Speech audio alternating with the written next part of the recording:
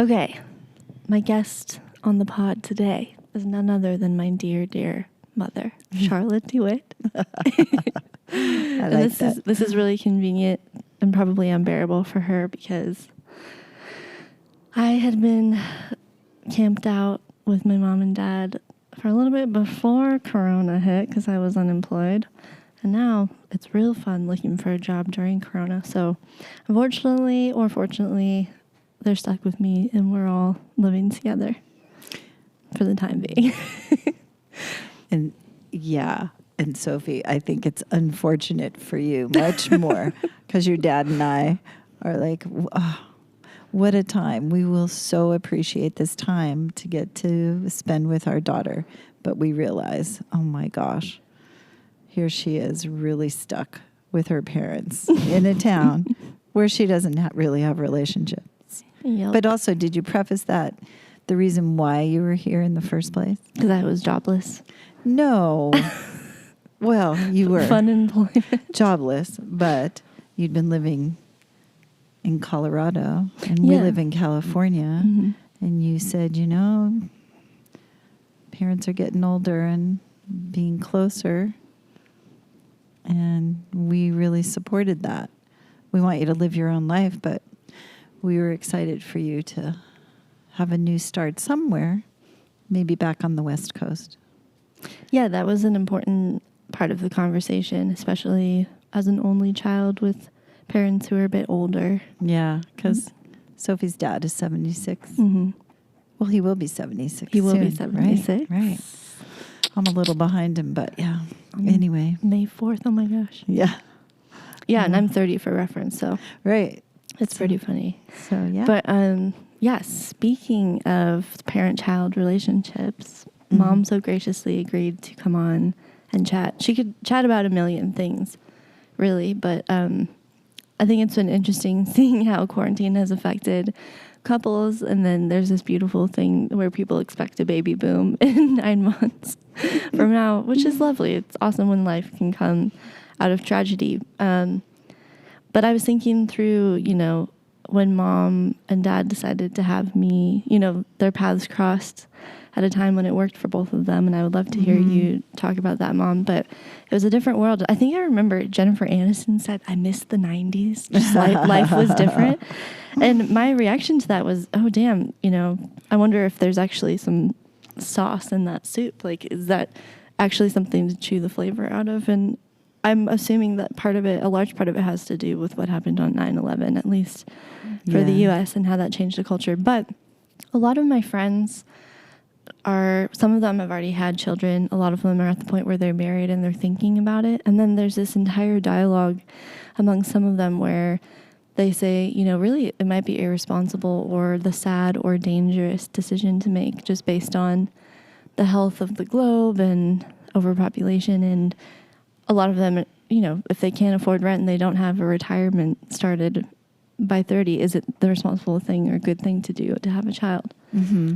And I'm somewhere in the middle of that weird mix because I want to prioritize my career and I have a lot of things I want to do. And I've always thought I've been interested in having a child, but it hasn't been glaringly obvious to me if I should or really want to one way or the other. Mm-hmm. So there's this weird existential threat. There's a layer of the pandemic and then, the biological clock ticking and stuff. So I wanted to ask you, Mom, about your experience sort of arriving to that place when you were younger, and then sort of if you were faced with something similar now, do you think the conversation has really changed, or is it, people just being silly and the earth has been warming for forever and people are still going to have children and bring someone into the world that can make a difference and spread some joy? What do you think? Yeah, interesting, because in the 70s, really, when I was in my 20s, the conversation was about overpopulation of the earth. Really? Yeah. And that was a national conversation being had? Yes, I believe it was national and it was global sometimes. Mm-hmm. And my friends and I would talk about how it would be irresponsible to add to the population explosion.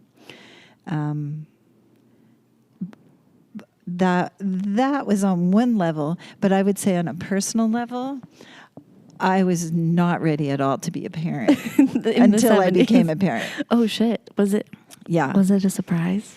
No. No.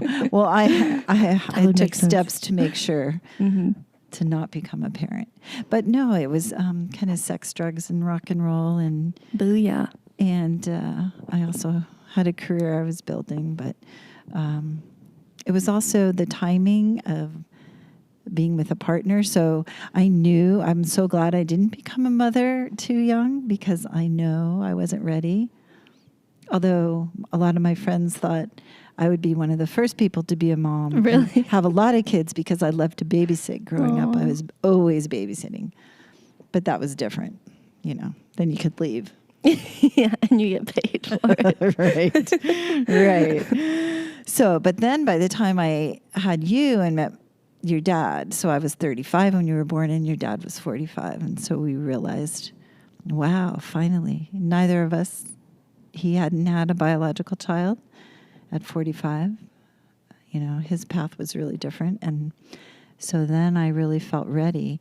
Today, though, I think there's so much more pressure and conversation about women. Oh my gosh, you better freeze your eggs. Your eggs are getting older. And for a lot of my friends, 35 was an okay time to start a baby. And really? Yeah, and through your 30s, I know so many people who had babies 35, 37, 39, 40. But now I think there's a lot of anxiety. Does that feel right?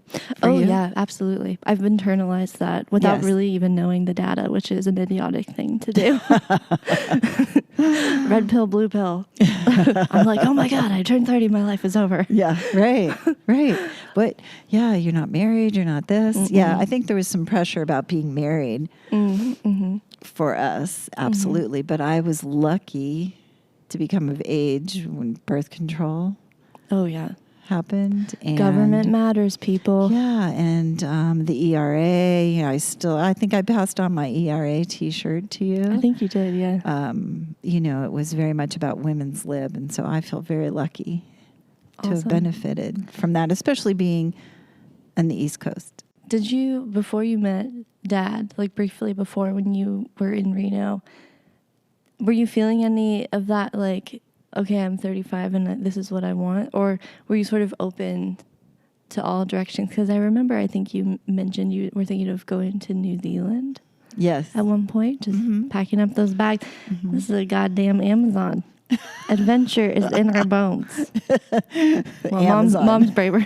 I have been down to South America. No, but yeah. Amazon, like goddess of a woman. Oh, Yeah. got it. Yeah, we are both tall, aren't we? Yes, I was particularly tall. That's funny. Becoming a mom and the stress and right now that young women talk about, I was not feeling that. I felt like it was more important for me. I was pretty self-involved, but it was more important for me to live my life, have a stable relationship, and then perhaps becoming a mom would follow. I kind of hoped, but I worked at an abortion clinic. I felt very, very strongly about women's right to choose. I felt like I didn't have my shit together. And how dare I become a parent if I didn't have my shit together? And luckily I could have a say in that. I think that's really sensical. Yeah. Do you feel like, because you had issues with preeclampsia During my pregnancy with you? Oh, yeah. Is that something that could have been mitigated if you had had a baby earlier, or does that have nothing to do with age and mostly just to do with high blood pressure at any age, really? I believe it probably was exacerbated by my advanced age of 31. But it was mainly my other health issue of inherited sort of blood pressure issues, I believe. Yeah. And then you were such a badass. You completed graduate school after having me. Had you started graduate school and then got pregnant and then had me, or what was the timeline? I had started graduate school and then I had you, but I had to withdraw because I was on bed rest, but then finished graduate school when you were a baby. But I was really lucky because of Dad's profession that I mostly took classes at night. He was a therapist, and then he could be home with you. And, but yeah, I was very, very determined that if I was going to be a mom, no matter how reliable and involved my partner was, that I wanted to make sure I could be independent and I could support myself and my child. Mm-hmm. And that independence has always been very, very important to me. Mm-hmm. And so I knew that if I got a degree and I was assured a career, which I was going into school counseling, that then no matter what happened, you and I could be okay. Absolutely. Mm-hmm. That's wonderful. Was freezing your eggs really even a conversation back then? You said it didn't really exist. But say that you had reached a point like you were 39 and could that have been an option, or was it prohibitively expensive? Honestly, I never heard about that ever. Perhaps among some circles, or I don't even know if the technology was it even there. Honestly, I don't know. So I wonder. Yeah. That's one of those things is like really from an ignorant standpoint. Honestly, I have this idea in my head of like, I want to be able to make enough money that if I don't meet a partner within the next however many years and I do sort of start reaching that 40-year mark, I want to have the option of freezing my eggs just based on the health of the eggs and then the fetus that comes from that, because I think that the risk for, retardation or developmental issues and then physical issues accelerates the older that you get. Right. Right. Yes. So I have this like really weird idea in my head, like, yeah, well, if I can find the job that's fulfilling enough and then I can make this nest egg. Sure. So I have that option, because I feel like it would be really hard to not have that choice when you reach that point. Yeah, if you're someone who's could always have that vision of being a parent in your future, and that option is available, I think it's a great option now. But they just know a lot more now. Yeah. And so, would you say that you guys have a lot of child-free friends here? Is it the most amount of child-free friends? I feel like in terms of family friends, it's the largest number that I've ever known. It's true. And of course, as you're raising a child, often your close friends are people that are also raising a child, perhaps close to the same age, and you get together and you have that in common. But yes, I expressed to you, I think I have 6 friends here that have never had children. And all but one friend, it was very much a conscious decision. One friend, tried and couldn't. Yeah. And so. And you can relate to them in a myriad of ways. And are the relationships pretty similar or is it a different sort of relationship? It varies. It's very individual, but you can relate on so many levels. But being a parent is something if you don't share. And certainly wonderful people care about children and the world and other humans, but their path was just different. So, but yeah, there's certainly there's some ways that you don't relate and they wouldn't relate to me. Yeah. And so my way would be just not bring up you and my parenting very much. Right. But I'm kind of quiet anyway. I know you are. Although you wouldn't know right now. I'm talking a lot. You're doing great. I love it. So do you think if you were like of childbearing age now, knowing what you know of the world and what's happening, do you think you would still want to have a kid? Do you think that you wouldn't be deterred? Good question. My heart goes out to you and your generation because sometimes it's so depressing what's going on with our world. And now coronavirus. It's scary. I really wish you guys weren't dealing with that. And honestly, being a parent has brought me the most joy I could ever imagine. So I would wish that same experience and joy for you. Of course, sometimes, but yeah, most of the time. I was going to say, are you a selfish asshole until you become a parent? But then some people can just still remain that. Isn't that? Yeah, it's true. Yeah, I feel like you and I had this conversation like in broad terms where I was like, man, I feel like it's kind of a negative thing after a negative thing, even though this is you're the safest you will ever have been as a human right now in this moment in history. Right. And we live in the wealthiest country on earth, and there is, resources aplenty. But I feel like I mentioned this earlier with 9/11 and the evasions and WMDs and the Patriot Act and everything, and then the recession and what's been happening with the courts and now the pandemic. Right. It feels like not much progress has been made, and we're sort of edging closer to catastrophic events, but I think that's just emotional response.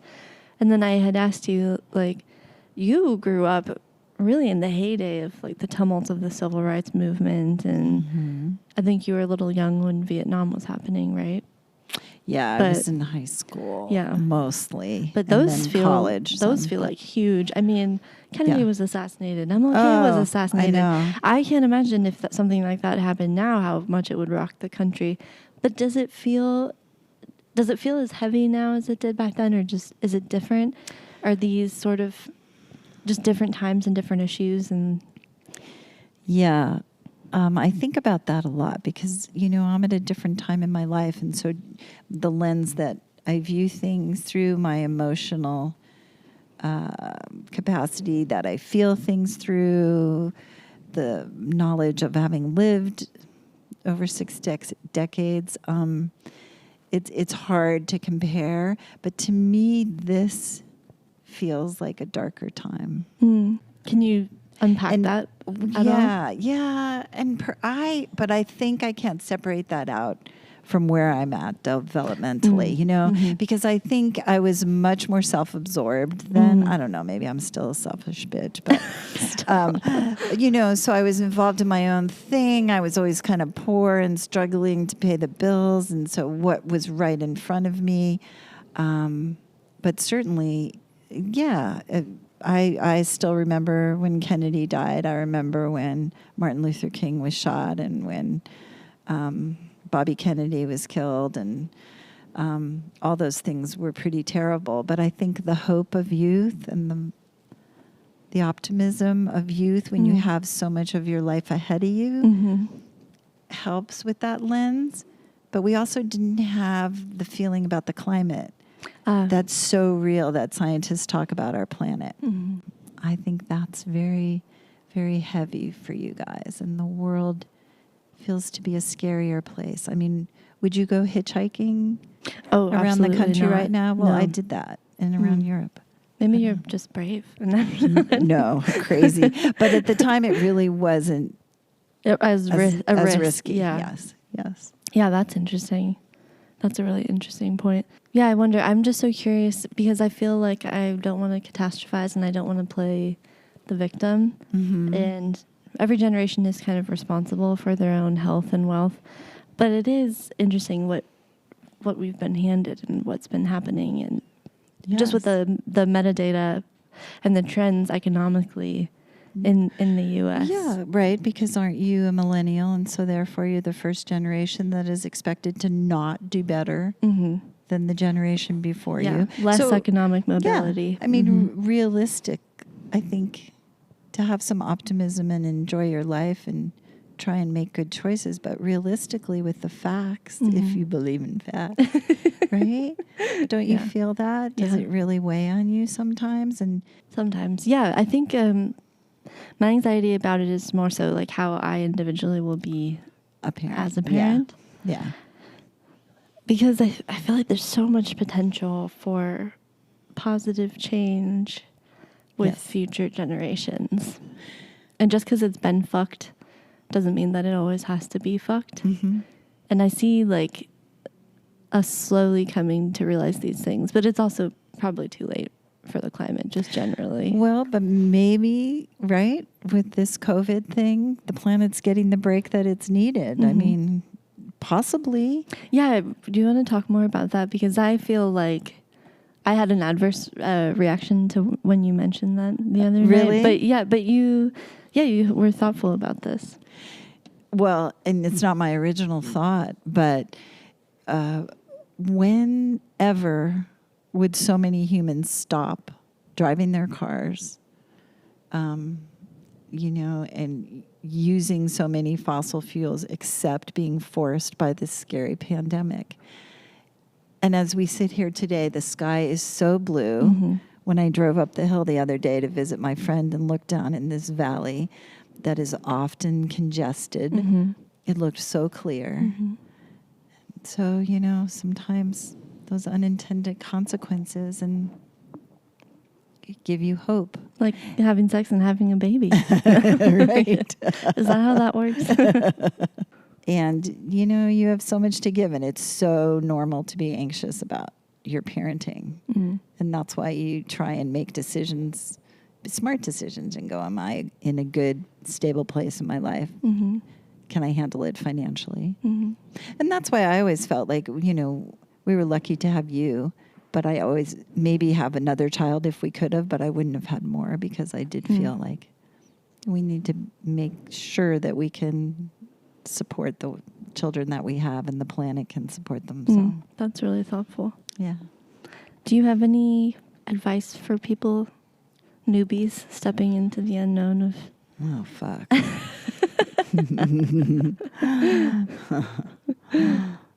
Oh, boy. Be intentional and think about sustainability and consume wisely. If you can, if you're privileged enough to. Yeah, I know. You're absolutely right. No, that's, I mean. It is a privilege thing, but think about what you buy and where you spend your money and who you support. Do your part. Thank you for doing this. So welcome.